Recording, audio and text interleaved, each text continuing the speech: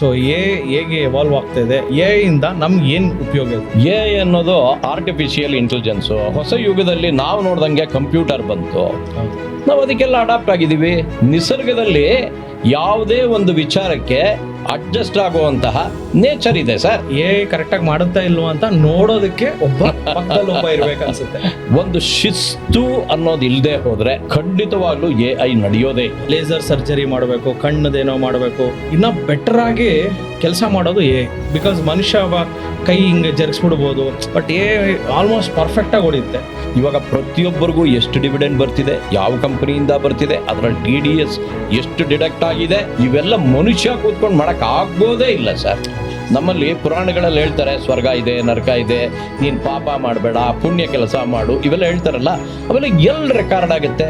ಇವಾಗ ಒಂದು ಸಣ್ಣ ಮೊಬೈಲ್ನಲ್ಲಿರೋ ಸೆಲ್ಲು, ಅಮೆರಿಕಾದಲ್ಲಿ ಆ ಟೆಸ್ಲಾ ಕಾರು ಅದನ್ನ ಕದೆ ಹೋಗುತ್ತೆ, ಅದೇ ನಿಲ್ಸುತ್ತೆ, ಜಸ್ಟ್ ಡೆಸ್ಟಿನೇಷನ್ ಹಾಕಿದ್ರೆ ಸಾಕು, ಕರ್ಕೊಂಡೋಗಿ ಅಲ್ಲಿ ಬಿಟ್ಬಿಡುತ್ತೆ. ಡ್ರೈವರೇ ಬೇಡ, ಡ್ರೈವರ್ಲೆಸ್ ಕಾರ್ಸ್. ಇಂಪ್ಲಿಮೆಂಟ್ ಜಾಸ್ತಿ ಆಗ್ತಾ ಇದ್ದಂಗೂ ಜನಕ್ಕೆ ಕೆಲಸ ಹೊಟ್ಟೋಗುತ್ತೆ ಅನ್ನೋ ಹೆದರಿಕೆ ಬಹಳ ಇದೆ. ಹೌದು.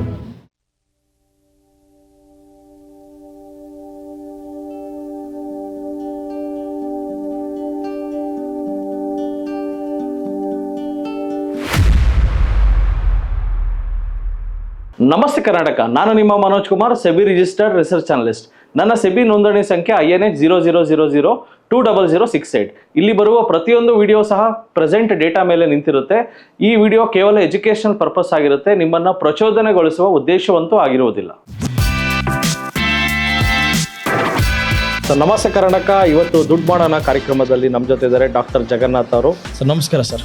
ಸರ್ ಇವತ್ತು ಎ ಬಗ್ಗೆ, ಸೊ ಎ ಹೇಗೆ ಎವಾಲ್ವ್ ಆಗ್ತಾ ಇದೆ, ಎ ಇಂದ ಯೂಸಸ್ ಏನು, ಸೊ ಇದ್ರ ಬಗ್ಗೆ ನಿಮ್ಮಿಂದ ತುಂಬಾ ಮಾಹಿತಿ ತಿಳ್ಕೊಳ್ಳೋಣ ಅಂತ ಅನ್ಕೋತಾ ಇದ್ದೀನಿ. ಎ ಇಂದ ನಮ್ಗೆ ಏನು ಉಪಯೋಗ ಇದೆ ಸರ್, ನಮ್ಗೆ as a general man, common man? Sir, ಮೊದಲನೇದಾಗಿ AI ಅಂದ್ರೆ ಏನು ಅನ್ನೋದೇ ಒಂದು ದೊಡ್ಡ ವಿಚಾರ.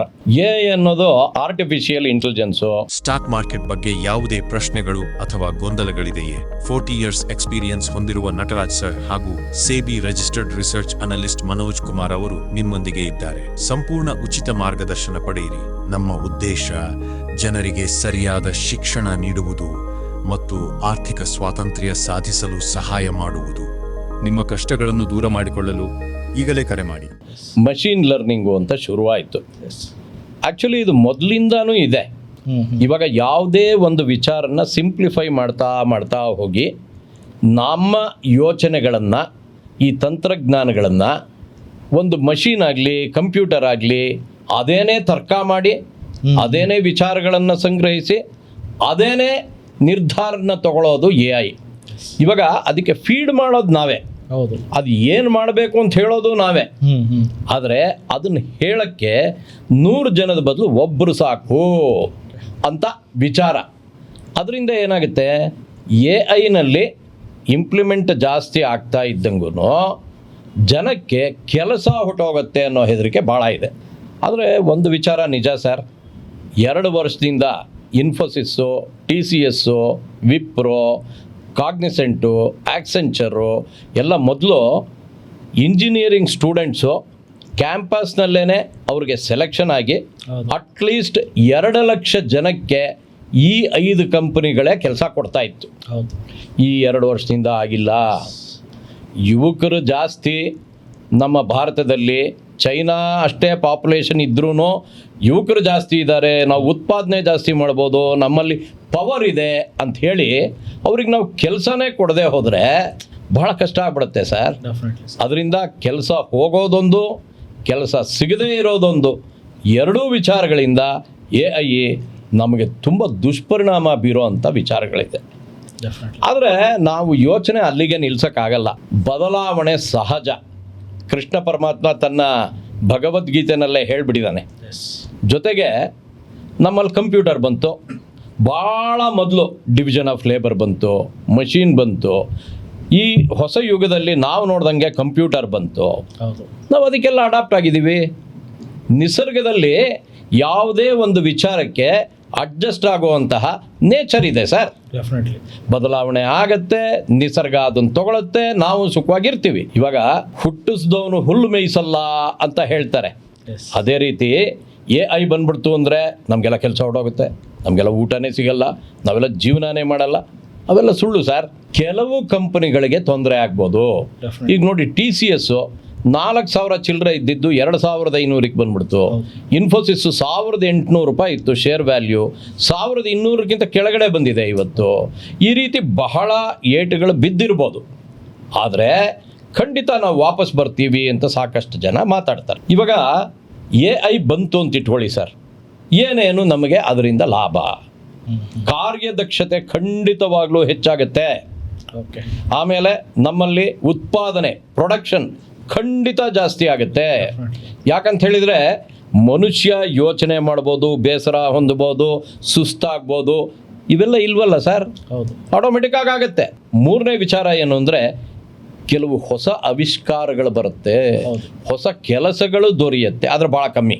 Yes. ಹೊಸ ಕೆಲಸಗಳು ದೊರೆಯುತ್ತೆ, ಸಂಬಳ ತುಂಬ ಜಾಸ್ತಿ ಕೊಡುವಂಥ ವಿಚಾರಗಳು ಇರುತ್ತೆ, ಆದರೆ ಅದರ ನಂಬರ್ ಕಮ್ಮಿ ಇರ್ಬೋದು. ಎಸ್. ಇಷ್ಟೆಲ್ಲ ಬದಲಾವಣೆಗಳು ಒಳ್ಳೆಯದಕ್ಕೆ ಆಗತ್ತೆ. ಅದ್ರ ದುಷ್ಪರಿಣಾಮಗಳು ಏನು ಅಂತ ಯೋಚನೆ ಮಾಡಿದರೆ ಕೆಲಸ ಹೋಗ್ಬೋದು. ಆಮೇಲೆ ನಾನು ಯೋಚನೆ ಮಾಡಿ, ನಾನು ಬುದ್ಧಿವಂತ ಅಂದ್ಕೊಂಡು ಎಷ್ಟೊಂದು ವಿಚಾರಗಳನ್ನು ತಿಳ್ಕೊಂಡು ಏನಾದರೂ ಒಂದು ಕೆಲಸ ಮಾಡ್ತಾ ಇದ್ದೆ, ಅದನ್ನು ಒಂದು ಮಿಷಿನ್ನೋ ಇಲ್ಲ ಒಂದು ಕಂಪ್ಯೂಟರೋ ತೊಗೊಂಡ್ಬಿಡುತ್ತೆ.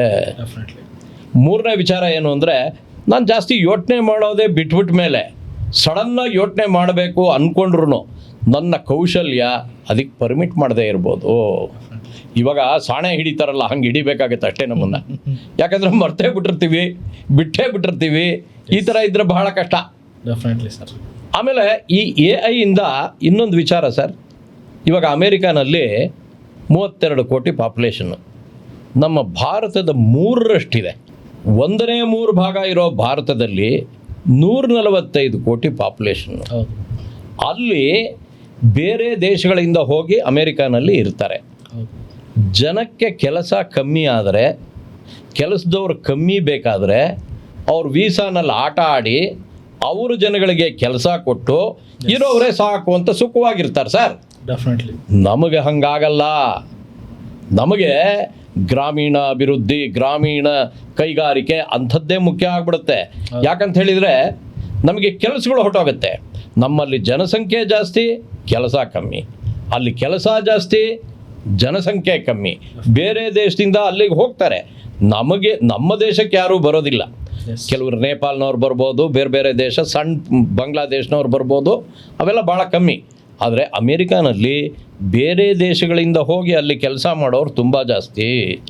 ಬ್ರೈನ್ ಡ್ರೈನ್ ಅನ್ನೋರು ಏನಂತ ಹೇಳಿದರೆ, ಅಮೇರಿಕಾನವರು ಅತ್ಯುತ್ತಮ ಜನಗಳನ್ನೆಲ್ಲ ಕೊಂಡುಕೊಂಡು ಬಿಡ್ತಾರೆ. ಕೊಂಡುಕೊಳ್ಳೋದು ಅನ್ನೋದ್ರ ಬದಲು ಕೆಲಸ ಕೊಡ್ತಾರೆ, ದುಡ್ಡು ಕೊಡ್ತಾರೆ ಅಂತಲೂ ಹೇಳ್ಬೋದು ನೀವು. ಉತ್ತಮವಾದ ವಿಚಾರ. ಆ ರೀತಿ ಯೋಚನೆ ಮಾಡಿದರೆ AI ಇಂದ ಸಾಕಷ್ಟು ದುಷ್ಪರಿಣಾಮಗಳು ಜನಸಂಖ್ಯೆ ಜಾಸ್ತಿ ಇರುವಂಥ ದೇಶದಲ್ಲಿರುತ್ತೆ. ನಾವು ಜನಸಂಖ್ಯೆ ನಿಯಂತ್ರಣದಲ್ಲಿ ಇಟ್ಕೊಬೇಕು. ಆವಾಗ AI ಫೇಸ್ ಮಾಡ್ಬೋದು. ಇವಾಗ ಬದಲಾವಣೆ ಆಗೇ ಆಗುತ್ತೆ ಸರ್. ನಿಮಗೆ ಬೇಕು ಅನಿಸಿದ್ರು ಆಗುತ್ತೆ, ಬೇಡ ಹಾಗೇ ಆಗುತ್ತೆ. ಆವಾಗ ಅಡಾಪ್ಟ್ ಮಾಡ್ಕೊಳ್ಳೋದು ಹೇಗೆ, ಅದಕ್ಕೆ ಯಾವ ರೀತಿ ಪ್ಲ್ಯಾನ್ ಮಾಡಬೇಕು, ಇವೆಲ್ಲ ಭಾಳ ಮುಖ್ಯ ಆಗ್ಬಿಡುತ್ತೆ. ಇವಾಗ ಅಂದಿದ ತಕ್ಷಣ ನನಗೆ ಏನು ಅನಿಸ್ತದೆ ಅಂದರೆ, ನಾನು ಬಾಷ್ ಅನ್ನೋ ಕಂಪ್ನಿಯಲ್ಲಿ ಕೆಲಸ ಮಾಡ್ತಾಯಿದ್ದೆ. ಅಲ್ಲಿ ಯಾವ ಥರ ಕ್ಯಾಮ್ರಾಸ್ ಇತ್ತಂದರೆ, ಒಬ್ಬ ವ್ಯಕ್ತಿ ಗೇಟಲ್ಲಿ ಎಂಟ್ರಾಗಿದ್ದ ತಕ್ಷಣ ಇವನು ಇಂಥ ವ್ಯಕ್ತಿ, ಇಷ್ಟು ಏಜ್ ಆಗಿದೆ, ಹೈಟು ವೇಟು ಎಲ್ಲನೂ ಬಂದ್ಬಿಡೋದು. ಅಂದರೆ ಅಪ್ರಾಕ್ಸಿಮೇಟ್ಲಿ ಕೊಡೋದು. ಅಂದರೆ ಏನಿಂದ ಒಳ್ಳೆ ಪರಿಣಾಮಗಳು ಇದೆ. ಎಕ್ಸಾಂಪಲ್ ಸರ್, ಇವಾಗ ನಾವು ಟೋಲಲ್ಲಿ ಹೋಗ್ತೀವಿ. ಟೋಲಲ್ಲಿ ಫಾಸ್ಟ್ಯಾಗು ಒಂದೊಂದ್ಸತಿ ಅದು ಓಪನೇ ಆಗಲ್ಲ, ಕಟ್ಟೆ ಆಗಲ್ಲ. ಅಲ್ಲಿ ಬೇರೆ ಯಾರೋ ಬಂದು ಒಂದು ಬಟನ್ ಪ್ರೆಸ್ ಮಾಡಬೇಕು, ಅವಾಗ ಓಪನ್ ಆಗುತ್ತೆ. ಸೊ ಏನಿಂದ ನೆಕ್ಸ್ಟು ಟೋಲೇ ಬೇಕಾಗಿಲ್ಲ, ಫಾಸ್ಟ್ಯಾಗೇ ಬೇಕಾಗಿಲ್ಲ. ಫಾಸ್ಟ್ಯಾಗ್ ಇಲ್ದಿರೋನು ಜಸ್ಟ್ ಒಂದು GPS ಇಂದ ಆಟೋ ದುಡ್ಡು ಕಟ್ಟಾಗುವಂಥ ಪರಿಸ್ಥಿತಿ. ಅಂದರೆ ಏನಿಂದ ಮನುಷ್ಯ ಕುಲಕ್ಕೆ ಕೆಲಸಗಳು ಕಡಿಮೆ ಆಗುತ್ತೆ, ಬಟ್ ಅದೇ ಥರ ಜಾಸ್ತಿ ಆಗುತ್ತೆ, ದಕ್ಷತೆ, ಎಫಿಷಿಯನ್ಸಿ ಜಾಸ್ತಿ ಆಗುತ್ತೆ. ಲೇಸರ್ ಸರ್ಜರಿ ಮಾಡಬೇಕು, ಕಣ್ಣದೇನೋ ಮಾಡಬೇಕು, ಅಲ್ಲಿ ಡಾಕ್ಟ್ರು ಬೇಕಾಗುತ್ತೆ. ಬಟ್ ಇವಾಗ ಎಲ್ಲ ಬರೋದ್ರಿಂದ ಡಾಕ್ಟ್ರ್ ಬೇಕೇ ಬೇಕು, ಯಾಕಂದರೆ ಎಲ್ಲನೂ ನೋಡ್ಬೇಕಂದ್ರೆ. ಇನ್ನು ಬೆಟ್ರಾಗಿ ಕೆಲಸ ಮಾಡೋದು ಬಿಕಾಸ್ ಮನುಷ್ಯ ಕೈ ಹಿಂಗೆ ಜರುಗಿಸ್ಬಿಡ್ಬೋದು, ಏನೋ ಒಂದು ಇದಿರ್ಬೋದು, ಮನುಷ್ಯರಿಗೆ ತುಂಬ ಇದಿರ್ತದೆ. ಬಟ್ ಆಲ್ಮೋಸ್ಟ್ ಪರ್ಫೆಕ್ಟಾಗಿ ಹೊಡೆಯುತ್ತೆ. ಆ್ಯಂಡ್ ಲೆಟ್ಸೇ ಯಾವುದೋ ಒಂದು ಟಾರ್ಗೆಟ್ ಹಿಟ್ ಮಾಡಬೇಕು, ಮನುಷ್ಯ ಕೈಯಿಂದ ಕಣ್ಣಿಂದ ನೋಡಿ ಹೊಡೆಯೋದು ಕಷ್ಟ. ಬಟ್ ಕರೆಕ್ಟಾಗಿ ನೋಡಿ ಆ ಸೆಂಟ್ರಿಗೆ ಹೊಡಿತದೆ. ಅಂದರೆ ಎಷ್ಟೋ ಕಡೆ ಪ್ಲಸ್ ಇದೆ, ಅದೇ ಥರ ಮನುಷ್ಯ ಮಾಡೋ ಕೆಲಸಗಳನ್ನು ಕಿತ್ಕೊಳ್ತಾ ಇದೆ. ಸೊ ಪ್ಲಸ್ಸು ಇದೆ, ಮೈನಸ್ಸು ಇದೆ. ಹೋಗ್ತಾ ಹೋಗ್ತಾ ನೆಕ್ಸ್ಟ್ ಒಂದು 10-15 ಇಯರ್ಸ್ಗೆ ಐ ಥಿಂಕ್ ತುಂಬ ಕೆಲಸಗಳು ಏನೇ ಮಾಡುತ್ತೆ, ಕರೆಕ್ಟಾಗಿ ಮಾಡುತ್ತಾ ಇಲ್ವಾ ಅಂತ ನೋಡೋದಕ್ಕೆ ಒಬ್ಬ ಪಕ್ಕದಲ್ಲಿ ಒಬ್ಬ ಇರಬೇಕನ್ಸುತ್ತೆ. ಇವಾಗ ರಿಪಿಟೇಟಿವ್ ವರ್ಕ್, ಎಸ್, ತಿರುಗ ಮಾಡುವ ಕೆಲಸಗಳನ್ನು AI ತೊಗೊಂಡ್ಬಿಡುತ್ತೆ. ಹೌದು ಹೌದು. ಎರಡನೇದು ರೂಲ್ ಬೇಸ್ಡ್ ಇರುತ್ತೆ, ಕೆಲವು ನಿಯಮಗಳಿರುತ್ತೆ, ಆ ನಿಯಮಗಳ ಪ್ರಕಾರ ಹೋಗಬೇಕು ಅನ್ನೋವಾಗ AI ಮನುಷ್ಯನ್ಕಿಂತ ಬೆಟರ್ ಆಗಿರುತ್ತೆ. ಯಾಕಂದರೆ ಮನುಷ್ಯನೇ ಅದಕ್ಕೆ ಫೀಡ್ ಮಾಡಿರ್ತಾನೆ. ಇವೆಲ್ಲ ನಿಯಮಗಳನ್ನೇನಾದರೂ ಪಾಲಿಸಿರೋ ತಕ್ಷಣ ಅದು ಮುಂದಿನ ಸ್ಟೇಜಿಗೆ ತೊಗೊಂಡೊಟ್ಟೋಗುತ್ತೆ. ಆಮೇಲೆ ಮೂರನೇ ವಿಚಾರ ಏನು ಅಂತ ಹೇಳಿದರೆ, AI ನಾವು ಇಂಪ್ಲಿಮೆಂಟ್ ಮಾಡೋದ್ರ ಮೊದಲು ಅದರ ಬಗ್ಗೆ ಸಂಪೂರ್ಣವಾಗಿ ನಾವು ಸ್ಟಡಿ ಮಾಡ್ತೀವಿ.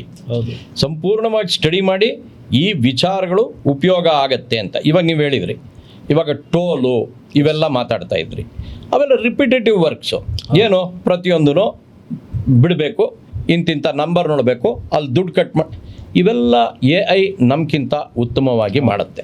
ಆದರೆ ಇವನ್ನೆಲ್ಲ ತಿಳಿಸೋಕ್ಕೆ ಯಾರಿದ್ದಾನೆ ಅವನು ತುಂಬ ಬುದ್ಧಿವಂತ ಇರಬೇಕು, ತುಂಬ ವಿಚಾರಗಳನ್ನು ಯೋಚನೆ ಮಾಡಿ ಅದನ್ನು ಬಿಲ್ಡ್ ಮಾಡಬೇಕು. ಅವನಿಗೆ ತುಂಬ ಸಂಬಳ ಜಾಸ್ತಿ ಇರುತ್ತೆ, ಆದರೆ ಬಹಳ ಕಮ್ಮಿ ಜನ ಬೇಕಾಗತ್ತೆ. ಅದು ಬಹಳ ದೇಶಗಳಿಗೆ ಉಪಯುಕ್ತವಾಗ್ಬೋದು, ನಮ್ಮ ದೇಶಕ್ಕೆ ಆ ರೀತಿ ಉಪಯೋಗ ಆಗೋದಿಲ್ಲ. ಆದರೆ ಇವಾಗ ನೋಡಿ, ಒಂದು ಶಿಸ್ತು ಅನ್ನೋದು ಇಲ್ಲದೆ ಹೋದರೆ ಖಂಡಿತವಾಗ್ಲೂ AI ನಡೆಯೋದೇ ಇಲ್ಲ. ಶಿಸ್ತು ಎಲ್ಲಿ ಚೆನ್ನಾಗಿರುತ್ತೆ AI ಅಲ್ಲಿ ಚೆನ್ನಾಗಿರುತ್ತೆ. ಆಮೇಲೆ ಇವಾಗ ಆರೋಗ್ಯದ ವಿಚಾರ ನೀವು ಹೇಳಿದ್ರಿ, ಒಂದು ರಿಪೋರ್ಟು, ನನಗೆ ಶುಗರ್ ಇದೆಯಾ, BP ಇದೆಯಾ, ಎಷ್ಟಿದೆ, ಕೊಲೆಸ್ಟ್ರಾಲ್ ಎಷ್ಟು, ಎಲ್ಲ ಪ್ಯಾರಾಮೀಟರ್ಸನ್ನು ನೋಡಿ ರಿಪೋರ್ಟನ್ನು ಅನಲೈಸ್ ಮಾಡಿ ಒಂದು ನಿರ್ಧಾರ ತಗೊಳ್ಳೋಕ್ಕೆ AI ತುಂಬ ಉತ್ತಮ ಅಂತ ಹೇಳ್ತಾರೆ. ಎರಡನೇದು, ಕೃಷಿನಲ್ಲಿ ಬೆಳೆ ಬೆಳೆಯೋವಾಗ ಈ ಮಣ್ಣಿಗೆ, ಈ ಹವಾಮಾನಕ್ಕೆ, ಈ ವರ್ಷ ಬರ್ತಿರೋ ಮಳೆಗೆ, ಇವನ್ನೆಲ್ಲ ಯೋಚನೆ ಮಾಡಿ ಸರಿಯಾಗಿ ಸಜೆಸ್ಟ್ ಮಾಡೋಕ್ಕೆ AI ಬೆಸ್ಟು ಅಂತ ಹೇಳ್ತಾರೆ. ಆಮೇಲೆ ಮೂರನೇ ವಿಚಾರ, ಇವಾಗ ಯಾವುದೇ ಒಂದು ಸಾಮಾಜಿಕ ವರ್ತುಲದಲ್ಲಿ ಕೆಲಸಗಳೇ ಇರುತ್ತೆ ಅಂತ ಇಟ್ಕೊಳ್ಳೋಣ, ಹೆಚ್ಚಿನ ಕೆಲಸಗಳು, ಆವಾಗ ಅದನ್ನು ಸಿಂಪ್ಲಿಫೈ ಮಾಡಿಕೊಂಡು AI ಕೆಲಸ ಮಾಡುತ್ತೆ. ಇವಾಗ ನೋಡಿ ಸರ್, ಟ್ಯಾಕ್ಸೇಷನ್ನಲ್ಲಿ ಇವಾಗ ಪ್ರತಿಯೊಬ್ಬರಿಗೂ ಎಷ್ಟು ಡಿವಿಡೆಂಡ್ ಬರ್ತಿದೆ, ಯಾವ ಕಂಪ್ನಿಯಿಂದ ಬರ್ತಿದೆ, ಅದರಲ್ಲಿ TDS ಎಷ್ಟು ಡಿಡಕ್ಟ್ ಆಗಿದೆ, ಇವೆಲ್ಲ ಮನುಷ್ಯ ಕೂತ್ಕೊಂಡು ಮಾಡೋಕ್ಕಾಗೋದೇ ಇಲ್ಲ ಸರ್. ಅವೆಲ್ಲ ಫೀಡ್ ಮಾಡ್ತಾರೆ, ಆ ಕಂಪ್ನಿನವರು ಡಿಡಕ್ಟ್ ಮಾಡಿ ಕರೆಕ್ಟಾಗಿ ಕಾಲಮ್ಗಳು ಕೊಟ್ಟಿದ್ದೀವಿ, ಅಲ್ಲಿ ಫೀಡ್ ಮಾಡ್ತಾರೆ, ಅದು ನೇರವಾಗಿ ಕಂಪ್ಯೂಟರ್ಗೆ ಬರುತ್ತೆ, ಅಲ್ಲಲ್ಲೇ ಡಿಸ್ಟ್ರಿಬ್ಯೂಟ್ ಆಗುತ್ತೆ. ಸರ್, ಒಂದಾನೊಂದು ಕಾಲದಲ್ಲಿ ಇಷ್ಟು ಜನ ಇದ್ದಾರೆ, ಪಾಪ ಪುಣ್ಯ ಮಾಡಿದರೆ ಸ್ವರ್ಗಕ್ಕೆ ಹೋಗ್ತಾರೆ, ನರಕಕ್ಕೆ ಹೋಗ್ತಾರೆ ಅಂತಾರಲ್ಲ, ಇವನ್ನೆಲ್ಲ ಲೆಕ್ಕಾಚಾರ ಯಾರು ಇಡ್ತಾರೆ ಅನ್ನೋ ಯೋಚನೆ ಇತ್ತು. ನೀವೇ ಯೋಚನೆ ಮಾಡಿ, ನಮ್ಮಲ್ಲಿ ಪುರಾಣಗಳಲ್ಲಿ ಹೇಳ್ತಾರೆ ಸ್ವರ್ಗ ಇದೆ, ನರಕ ಇದೆ, ನೀನು ಪಾಪ ಮಾಡಬೇಡ, ಪುಣ್ಯ ಕೆಲಸ ಮಾಡು, ಇವೆಲ್ಲ ಹೇಳ್ತಾರಲ್ಲ, ಅವೆಲ್ಲ ಎಲ್ಲಿ ರೆಕಾರ್ಡ್ ಆಗುತ್ತೆ? ಚಿತ್ರಗುಪ್ತ ಅನ್ನೋದು ಕೇಳಿದ್ದೀವಿ, ಯಮಧರ್ಮರಾಯ ಇಸ್ ದ ಚೀಫ್, ಇವೆಲ್ಲ ಕೇಳಿದ್ದೀವಿ. ಆದರೆ ಇವಾಗ ಒಂದು ಸಣ್ಣ ಮೊಬೈಲ್ನಲ್ಲಿರೋ ಸೆಲ್ಲು ಚಿಪ್ ಎಷ್ಟು ವಿಚಾರಗಳನ್ನು ತಿಳಿಯುತ್ತೆ. ಹಾಗೆ ನಮ್ಮ ಮನುಷ್ಯನಿಗೂ ಒಂದು ಚಿಪ್ ಇದೆಯೇನೋ, ಆ ಚಿಪ್ಪಿನ ಪ್ರಕಾರ ಅಲ್ಲಿ ರೆಕಾರ್ಡ್ ಆಗ್ತಿದೆಯೇನೋ ಯೋಚನೆ ಮಾಡಿದ್ರೂ ಅದೂ AI ಸರ್. AI ಯೂಸೇಜು ಮನುಷ್ಯ ಹುಟ್ಟಿದಾಗಿಂದ ಇದೆ, ಬದಲಾಗ್ತಾ ಇದೆ. ಆದರೆ ಈಗ AI ಅನ್ನೋ ಹೆಸರು ಕೊಡೋ ಮಟ್ಟಿಗೆ ಸ್ಪ್ರೆಡ್ ಆಗಿಬಿಟ್ಟಿದೆ. ತಂತ್ರಜ್ಞಾನದ ಮುಂದಿನ ವರ್ತುಲ ಇದು, ಅದರಿಂದ ಬಹಳ ಪವರ್ಫುಲ್ ಆಗಿದೆ. ಅದನ್ನು ಯಾವುದಕ್ಕೆ ನೀವು ಈಕ್ವೇಟ್ ಮಾಡಿ ತುಂಬ ಪವರ್ಫುಲ್ ಆಗಿದೆ. ಅದರಿಂದ AI ಬಗ್ಗೆ ತುಂಬ ಹುಷಾರಾಗೂ ಇರಬೇಕು ಸರ್. ಇದರಲ್ಲಿ ಇನ್ನೊಂದಿದೆ, ಡಾಟಾ ರಾಂಗ್ ಆದರೆ ರಿಸಲ್ಟ್ಸ್ ರಾಂಗ್ ಆಗುತ್ತೆ. ಆವಾಗ ಏನಾಗುತ್ತೆ, ತಪ್ಪುಗಳು ಆದಾಗ ಸರಿಪಡಿಸೋಕ್ಕೆ ಆಗಲ್ಲ, ಸರಿಪಡಿಸೋಕ್ಕೆ ಆಗದ ಮಟ್ಟಗಾಗುತ್ತೆ. ಅದಕ್ಕೆ ಬಿಲ್ಡ್ ಮಾಡೋವಾಗಲೇ AI ಪರ್ಫೆಕ್ಟಾಗಿ ಮಾಡಿರಬೇಕು, ಅದಕ್ಕೆ ಸಾಕಷ್ಟು ಟೆಸ್ಟ್ಗಳು ಮಾಡಬೇಕು. ಸರ್, ಗೂಗಲ್ನವ್ರು ಏನು ಮಾಡ್ತಾರೆ ಅಂದರೆ, ಒಂದು ಏನಾದರೂ ಹೊಸ ವಿಚಾರನ ಆವಿಷ್ಕಾರನ ಕೊಟ್ಟ ತಕ್ಷಣ ಇಡೀ ಪ್ರಪಂಚದಲ್ಲಿ ಯಾರಾದರೂ ಅದರಲ್ಲಿ ತಪ್ಪು ಕಂಡು ಹಿಡಿದ್ರೆ ಅವ್ರಿಗೆ ದುಡ್ಡು ಕೊಡ್ತಾರೆ ಸರ್, ಅವ್ರಿಗೆ ದುಡ್ಡು ಕೊಡ್ತಾರೆ. ಯಾಕಂದರೆ ಆ ತಪ್ಪನ್ನು ಸರಿ ಮಾಡಿಬಿಟ್ರೆ ಎಷ್ಟು ಮುಂದಿನ ವಿಚಾರಗಳು ಸರಿ ಹೋಗುತ್ತೆ ಅದು. ಆಮೇಲೆ AI ರಿಸರ್ಚಿಗೆ ಬಹಳ ಒಳ್ಳೆಯದು ಅಂತ ಹೇಳ್ತಾರೆ. ನೀವು ಮೊದಲೇ ತಿಳಿಸ್ತಾ ಇದ್ರಿ, ಒಂದಿನ ನಾವು ಡಿಸ್ಕಸ್ ಮಾಡಿದಾಗ, ನಮ್ಮಲ್ಲಿ ರಿಸರ್ಚ್ಗೆ ಜಾಸ್ತಿ ಹಾಕಿಲ್ಲ, ಅದರಿಂದಾನೇ ನಮ್ಮಲ್ಲಿ ತೊಂದರೆ ಆಗಿದೆ, ಅಮೇರಿಕಾನವರು ಜಾಸ್ತಿ ದುಡ್ಡು ರಿಸರ್ಚ್ಗೆ ಹಾಕ್ತಾರೆ ಅಂತ. ಅದು ನಿಜ. ಪ್ರತಿ ದೇಶವು ರಿಸರ್ಚ್ಗೆ ಅಷ್ಟೊಂದು ದುಡ್ಡು ಹಾಕೋಕ್ಕಾಗಲ್ಲ. ಅಮೇರಿಕಾನವ್ರು ಹಾಕ್ತಾರೆ, ಅದರಿಂದ ಅವ್ರಿಗೆ ಬಹಳ ಉಪಯೋಗ ಆಗಿದೆ. AI ನಮ್ಮಲ್ಲಿ ಕೆಲವು ತೊಂದರೆಗಳಿದೆ, ನಾವು ರಿಸರ್ಚ್ನಲ್ಲಿ ಸ್ಟ್ರಾಂಗ್ ಆಗಬೇಕು. AI ರಿಸರ್ಚ್ಗೂ ಬಹಳ ಹೆಲ್ಪ್ಫುಲ್ ಆಗಿದೆ. ಇದರಿಂದ AI ಇಸ್ ಇನ್ಎವಿಟಬಲ್, ಬಂದುಬಿಟ್ಟಿದೆ, ಮುಂದುವರಿಯುತ್ತೆ. ಅದಕ್ಕೆ ನಾವು ಅಡಾಪ್ಟ್ ಆಗಬೇಕು. ಸರ್ ಟೆಸ್ಲಾ ನೀವು ನೋಡಿರ್ತೀರ, ಅಮೇರಿಕಾದಲ್ಲಿ ಆ ಟೆಸ್ಲಾ ಕಾರು ಅದನ್ನ ಕದೇ ಹೋಗುತ್ತೆ, ಅದೇ ನಿಲ್ಲಿಸುತ್ತೆ. ನೀವು ಜಸ್ಟ್ ಎಂಟರ್ ಲೊಕೇಶನ್, ಎಕ್ಸಿಟ್ ಎಲ್ಲಾಗಬೇಕು, ಡೆಸ್ಟಿನೇಷನ್, ಜಸ್ಟ್ ಡೆಸ್ಟಿನೇಷನ್ ಹಾಕಿದ್ರೆ ಸಾಕು, ಕರ್ಕೊಂಡೋಗಿ ಅಲ್ಲಿ ಬಿಟ್ಬಿಡುತ್ತೆ. ಡ್ರೈವರೇ ಬೇಡ, ಡ್ರೈವರ್ಲೆಸ್ ಕಾರ್ಸ್. ಅದು ಇಂಡಿಯಾದಲ್ಲಿ ಡೆಫಿನೆಟ್ಲಿ ನಿಮ್ಗೆ ಏನು ಅನ್ಸುತ್ತೆ ಸರ್, ಅದು ಡ್ರೈವರ್ಲೆಸ್ ಕಾರ್ ಇಂಡಿಯಾದಲ್ಲಿ ಬರುತ್ತಾ? ಅಲ್ಲ, ಬರಬಹುದು. ಯಾವ ರಸ್ತೆನಲ್ಲಿ ಬರುತ್ತೆ ಅಂತ ಭಾಳ ಮುಖ್ಯ. ನಾನು ಓಡಿಸ್ತಾ ಇರುವಾಗ ಡ್ರೈವರ್ ಕೂತಾಗಲೂ ಓಡಿಸೋದು ಕಷ್ಟ ಆಗಿದೆ ಸರ್ ನಮ್ಮ ಟ್ರಾಫಿಕ್ಕು. ಅಂಥದ್ರಲ್ಲಿ ಆಟೋಮೆಟಿಕ್ಕಾಗಿ ಹೋಗೋದು ಯಾವ ರೀತಿ ಯೋಚನೆ ಮಾಡ್ಬೇಕು ನಾವು. ಆದರೆ ಇವಾಗ ನೋಡಿ, ಮೆಟ್ರೋನಲ್ಲಿ ಆಟೋಮೆಟಿಕ್ಕಾಗಿ ಹೋಗೋದು, ಡ್ರೈವರ್ಲೆಸ್ ಬೇಕಾದ್ರೆ ಮಾಡ್ಬೋದು. ಇವೆಲ್ಲ ಸಂಪೂರ್ಣವಾಗಿ ಒಂದೇ ಹಳಿನಲ್ಲಿ ಹೋಗುತ್ತೆ, ಟ್ರೈನ್ಗಳು ಹೋಗುತ್ತೆ, ಇವೆಲ್ಲ ಮಾಡ್ಬೋದು. ಬಟ್ ಕಾರುಗಳು ಆಗ್ಬೋದು, ಬಟ್ ಯಾವುದಾದ್ರೂ ಒಂದು ಕಂಪ್ನಿಯ ಒಳಗಡೆ ಓಡಾಡೋಕ್ಕೆ ಅಂಥವಿಗೆಲ್ಲ ಬಹಳ ಉಪಯೋಗ ಆಗುತ್ತೆ ಸರ್. ಇವನ್ ಹೈವೇಗಳಲ್ಲೂ ಆಗುತ್ತೆ. ಬಟ್ ಈ ಸಿಟಿ ಒಳಗಡೆ ನೀವು ನೋಡಿರ್ತೀರಾ, ನೀವೇ ಟೂ ವೀಲರ್ ಹೋಗ್ತಾ ಇರ್ತೀರಾ, ಆಟೋದವರು ಇಲ್ಲ ಇನ್ನು ಸ್ವಿಗ್ಗಿ ಝೊಮ್ಯಾಟೋದವರು ಸಡನ್ ಲೆಫ್ಟಿಗೆ ಬರ್ತಾರೆ, ಸಡನ್ ರೈಟಿಗೆ ಬರ್ತಾರೆ. ಆವಾಗ ಈ ಟೆಸ್ಲಾ ಕಾರ್ ಏನಾಗುತ್ತೆ, ಕನ್ಫ್ಯೂಸ್ ಆಗಿ it may not work. Sir, ಅದಕ್ಕೆ ನಾನು ಹೇಳಿದ್ದು, ನಿಯಮಗಳನ್ನು ಪಾಲಿಸುವಂಥ ವಿಚಾರಗಳಲ್ಲಿ AI ತುಂಬ ಸ್ಟ್ರಾಂಗ್ ಆಗಿರುತ್ತೆ. ನಿಯಮಗಳಲ್ಲೇ ಜನ ಪಾಲಿಸದೆ ಹೋದರೆ ಏನು ಮಾಡೋಕ್ಕಾಗಲ್ಲ. ತುಂಬ ಕಡೆ ಕ್ಯೂ ಸಿಸ್ಟಮ್ ಇರ್ತದಲ್ಲ ಸರ್, ಎಲ್ಲೋ ಅಲ್ಲಿ ಹೋಗಿ ನಿಂತ್ಕೋಬೇಕು, ಟಿಕೆಟ್ ತೊಗೋಬೇಕು. Let it be railway ticket ಆಗಿರ್ಬೋದು, ಇಲ್ಲ ಮೆನಿ ವೇಸ್. ಎಲ್ಲೋ ಕಡೆ ತುಂಬ ಕಡೆ ಕ್ಯೂ ಇರ್ತದೆ. ಇವನ್ ರೇಷನ್ ತೊಗೋಬೇಕಾದ್ರೂ ಕ್ಯೂ. ಅಲ್ಲಿ ಹೋಗಿ ನಾವು ಆಧಾರ್ ಕಾರ್ಡ್ ಫಿಂಗರ್ ಪ್ರಿಂಟ್ ಇಡಬೇಕು. ಸೊ ಆ್ಯಂಡ್ ಈವನ್ ಪಾಸ್ಪೋರ್ಟ್ ಮಾಡಿಸ್ಬೇಕು ಹೋದಾಗೂ ಸಿಕ್ಕಾಪಟ್ಟೆ ಕ್ಯೂ, ಎಲ್ಲೋದ್ರೂ ಕ್ಯೂ. ಆ ಕ್ಯೂ ಸಿಸ್ಟಮ್ನ ಐ ಥಿಂಕ್ ನಮ್ಮ ದೇಶದಲ್ಲಿ AI ಬಂದರೆ ಎಲ್ಲೂ ಕ್ಯೂ ಇಲ್ದ್ರಂಗೆ ಮಾಡ್ಬೋದು. ಆ್ಯಂಡ್ ದೇವಸ್ಥಾನಗಳ ಕ್ಯೂ ಇರುತ್ತೆ, ಅದೇನೂ ಮಾಡೋಕ್ಕಾಗಲ್ಲ, ಅಲ್ಲಿ ದರ್ಶನ ಪಡ್ಕೊಳ್ತಾ ಇರ್ತೀವಿ. ಸೊ ಅದು ಬಿಟ್ಟರೆ, ದೇವಸ್ಥಾನಗಳು ಬಿಟ್ಟರೆ ಇನ್ನೆಲ್ಲೂ ಕ್ಯೂ ಇಲ್ದಿರೋ ಥರನೂ ಆ ಮಟ್ಟದಲ್ಲಿ ಒಂದು ರೆವಲ್ಯೂಷನ್ನ ತರ್ಬೋದು. ಇವನ್ ಟೋಲ್ಗಳಲ್ಲೂ ಸಹ without FASTag they can work. ಅಂದರೆ ಒಂದು ವಿಚಾರ ಸರ್, ಇವಾಗ AI ಬಂದರೆ ಅಲ್ಲಿ ಏನಾದರೂ ತೊಂದರೆ ಆದರೆ ಯಾರು ಜವಾಬ್ದಾರರು ಅದನ್ನು ಡಿಫೈನ್ ಮಾಡಬೇಕು. ಹೌದು, ವೆರಿ ಇಂಪಾರ್ಟೆಂಟ್. ಅದು ಬಹಳ ಕಷ್ಟ. ಆಮೇಲೆ ಎರಡನೇದು, ನೀವು ಆಗಲೇ ಹೇಳಿದ್ರಿ, ಯುದ್ಧದಲ್ಲಿ AI ಬಂದರೆ ತುಂಬ ಕಷ್ಟ ಸರ್.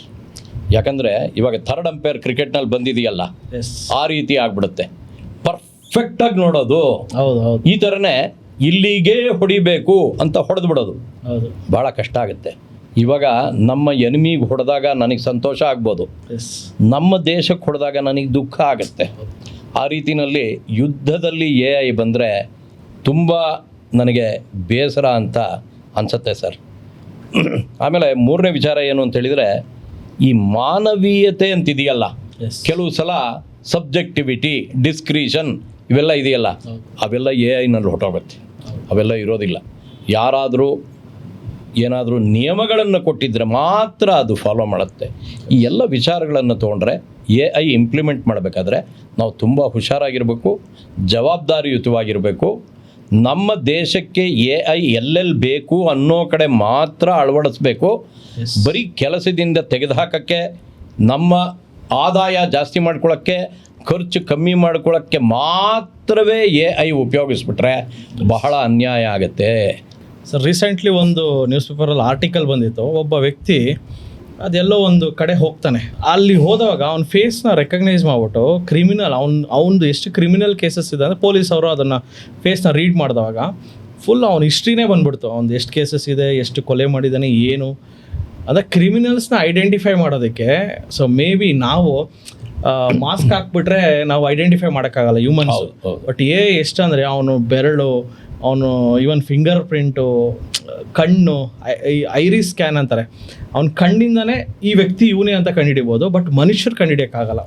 ಸೊ ಕ್ರಿಮಿನಲ್ಸ್ನ ಸ್ಕ್ಯಾನ್ ಮಾಡೋದ್ರಲ್ಲಿ I think AI is as a upper hand. So ಈ ಥರ AI ತುಂಬ ಬೆನಿಫಿಟ್ಸು ಇದೆ, ಪ್ಲಸ್ಸು ಇದೆ, ಮೈನಸ್ಸು ಇದೆ. ಸೊ ಇದನ್ನು ನೋಡಿಕೊಂಡು ಸರ್ಕಾರ ಆಗಲಿ, ಈವನ್ ನಾವು ಅಷ್ಟೇ, ನಾವು ChatGPT ಮಾಡ್ತೀವಿ. ಏನೇ ಒಂದು ಇನ್ಫಾರ್ಮೇಷನ್ ಬೇಕಾದರೂ, ಏನೋ ಒಂದು ಡೇಟಾ ಬೇಕು. Correct sir. ಇವಾಗ ChatGPT ಯಾವ ಮಟ್ಟಕ್ಕೆ ಹೋಗಿದೆ ಅಂದರೆ ಕೋಡಿಂಗ್ಗಳು ಬೇಕಾಗೇ ಇಲ್ಲ. ಹೌದು, ಅದೇ ಕೊಟ್ಬಿಡುತ್ತೆ. ನಾವು ಕರೆಕ್ಟಾಗಿ ಏನು ಬೇಕು ಅಂತ ಹೇಳಬೇಕು. ಟ್ರಾನ್ಸ್ಲೇಷನ್ ಬೇಕಾಗೇ ಇಲ್ಲ. ಮೊದಲೆಲ್ಲ ಇಂಗ್ಲೀಷಿಂದ ಕನ್ನಡಕ್ಕೆ ತರಬೇಕಾದ್ರೆ ಎಷ್ಟು ಕಷ್ಟ ಇತ್ತು. ಇವಾಗ ಟ್ರಾನ್ಸ್ಲೇಟ್ ಅಂತ ಕೊಟ್ಬಿಟ್ರೆ ಟ್ರಾನ್ಸ್ಲೇಟ್ ಮಾಡಿ ಕೊಟ್ಬಿಡುತ್ತೆ. ಕೆಲವು ವಿಚಾರಗಳು ನಿಜವಾಗ್ಲೂ ಮ್ಯಾಜಿಕ್ ಥರ ಇದೆ ಸರ್. ಆ್ಯಂಡ್ ಇವನ್ ನನ್ನ ಫ್ರೆಂಡ್ ಒಬ್ಬರು ಡಾಕ್ಟ್ರು ಏನು ಹೇಳ್ತಾನಂದರೆ, ನೀನು ಏನಾದ್ರು ಜ್ವರ ಕೆಮ್ಮು ಬಂದರೆ ಸುಮ್ಮನೆ ನೀನು ಅಲ್ಲಿ ಇಲ್ಲಿ ಹೋಗೋದು, ವಿಲ್ ಗಿವ್ ಪ್ರಾಪರ್ ಮೆಡಿಕೇಶನ್ ಎಲ್ಲ ಕೊಡುತ್ತೆ, ಬಟ್ ಅದರ ಸೈಡ್ ಇಂಪ್ಯಾಕ್ಟ್ ಏನಾಗುತ್ತೆ ಅದು ಏನು ಕೊಡಲ್ಲ. ಕರೆಕ್ಟ್. ಅದಕ್ಕೋಸ್ಕರ ಆದ್ರೂ ಡಾಕ್ಟರ್ ಹತ್ರ ಹೋಗಿ ಕನ್ಸಲ್ಟ್ ಮಾಡಿ ಅಂತಾನೆ ಹೇಳ್ತಾರೆ. ಬಿಕಾಸ್ ಏನೇ ಬಂದರೂ ಸಹ ಅದು ನಮಗೆ ಒಂದು 50% ಹೆಲ್ಪ್ ಮಾಡ್ಬೋದು, ಆರ್ 90% ಹೆಲ್ಪ್ ಮಾಡ್ಬೋದು. ಆ 10%ಗೋಸ್ಕರ ಹ್ಯೂಮನ್ ಇಂಟರ್ವೆನ್ಷನ್ ಬೇಕೇ ಬೇಕಾಗುತ್ತೆ. ಸೊ ಇದರಿಂದ ಕೆಲಸಗಳು ಒಂದು ಮಟ್ಟಕ್ಕೆ ನಿಮ್ಗೇನು ಅನಿಸುತ್ತೆ ಸರ್, ನೆಕ್ಸ್ಟ್ ಒಂದು 5 ಇಯರ್ಸಲ್ಲಿ ನಮ್ಮ IT ಫೀಲ್ಡಲ್ಲಿ ಎಷ್ಟು ಕೆಲಸಗಳು ಹೋಗ್ಬೋದು, ಇಲ್ಲ ಎಷ್ಟು ಕೆಲಸಗಳು ಹೋಗ್ತಾ ಇದ್ದೇವೆ ಅಟ್ ಪ್ರೆಸೆಂಟ್? ನನಗೆ ನಾನೊಂದು ಸ್ವಲ್ಪ ಪಾಸಿಟಿವ್ ಆಗಿರ್ತೀನಿ. ಇವಾಗ ಆಗಲೇ ಹೋಗ್ಬಿಟ್ಟಿದೆ ಸುಮಾರು ಕೆಲಸಗಳು, ಅಥವಾ ಹೊಸದಾಗಿ ಜನನ ತೊಗೊಳ್ತಾ ಇಲ್ಲ. ಇನ್ನು ಮುಂದೆ ಅದೆಲ್ಲ ಸರಿ ಹೋಗ್ಬೋದು. ಯಾಕಂತ ಹೇಳಿದರೆ ಹೊಸ ಆವಿಷ್ಕಾರಗಳು ಬರುತ್ತೆ. ಓಕೆ, ಪ್ರಪಂಚ ಅದೇ ರೀತಿ ಕಂಟಿನ್ಯೂ ಆಗುತ್ತೆ ಸರ್. ವರ್ಷಾನುಗಟ್ಲೆಯಿಂದ ಕಂಟಿನ್ಯೂ ಆಗುತ್ತೆ. AI ಏನು ದೊಡ್ಡದಲ್ಲ, ಮುಂದುವರಿಯುತ್ತೆ, ಏನು ತೊಂದರೆ ಇಲ್ಲ. Let's hope for positive. And ಏನ ತುಂಬ ಸೇಫಾಗಿ ಬಳಸಿ, ತುಂಬ ತಿಳ್ಕೊಂಡು ಬಳಸಿ. ಆ್ಯಂಡ್ ಇಂದ ನಮ್ಮ ಟೈಮು ತುಂಬ ಇವಾಗ ನೋಡಿ ಸರ್, ಏನೋ ಒಂದು ಬರೀಬೇಕು, ಏನೋ ಒಂದು ಎಕ್ಸಾಂಪಲ್ ಏನೋ ಒಂದು ಟ್ರಾನ್ಸ್ಲೇಟ್ ಮಾಡಬೇಕು, ಟೈಮ್ ಎಷ್ಟು ಉಳಿಯುತ್ತೆ ಅಂದರೆ, ನಮ್ಮ ತಮ್ನೇಲ್ ಮಾಡೋದಕ್ಕೆ 2 ಅವರ್ ತೊಗೊಳ್ಳೋದು ಇವಾಗ ತಮ್ನೇಲ್ 10-15 ನಿಮಿಷಕ್ಕೆ ಮಾಡ್ಬೋದು. ಎಡಿಟಿಂಗ್ ಮಾಡೋ ಕೆಲಸಕ್ಕೂ ಅಷ್ಟೇ ತುಂಬ ಹೆಲ್ಪ್ ಆಗ್ತಾಯಿದೆ. ಆ್ಯಂಡ್ ಇನ್ನೊಂದು ನನಗೆ ತುಂಬ ಇಷ್ಟ ಆಗಿದ್ದು ಅಂದರೆ, ಇನ್ಸ್ಟಾಗ್ರಾಮಲ್ಲಿ ನಾನು ಶುಂಠಿ ನನ್ನನ್ನು ತಗೊಳ್ಳೋ ಅಂತ ಆ ಶುಂಠಿ ಬಂದು ಮಾತಾಡೋದು, ಆ ಕರಳಿಗೆ ಏನೋ ತಿನ್ನಿಸೋದು, ಆ ಕರಳು ಬಂದು ಮಾತಾಡುತ್ತೆ ನಮ್ಮ ಜೊತೆ. ಸೊ ಬಂದ್ಬಿಟ್ಟು ಹೆಲ್ತ್ ಮೇಲೆ ಆ ವಿಡಿಯೋಸ್ಗಳು ತುಂಬ ಬೆನಿಫಿಷಿಯಲ್ ಆಗ್ತಾಯಿದೆ. ಅದೇ ಥರ ಏನೋ ಒಂದು ರಾಂಗ್ ಇನ್ಫಾರ್ಮೇಷನ್ ಕೊಟ್ಟರು ಅಷ್ಟೇ ಅಫೆಕ್ಟು ಆಗುತ್ತೆ. ಸೊ ನೋಡಿಕೊಂಡು ವ್ಯಾಲಿಡೇಟ್ ಮಾಡಿಕೊಂಡು ಮಾಡಿ ಅಂತ ಹೇಳ್ತಾ, so thank you sir, thank you very much. ಬಗ್ಗೆ ತುಂಬ ಮಾಹಿತಿ ಕೊಟ್ಟಿದ್ದೀರಾ.